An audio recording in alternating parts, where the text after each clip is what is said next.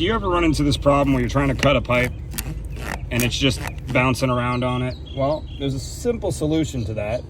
You can take some primer and put it on the side of the pipe that you plan on getting rid of. So, in my case, that side. And because I did that, now it makes the pipe a little bit hotter and it cuts like butter.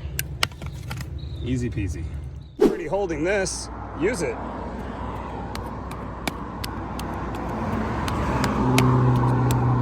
Good to go.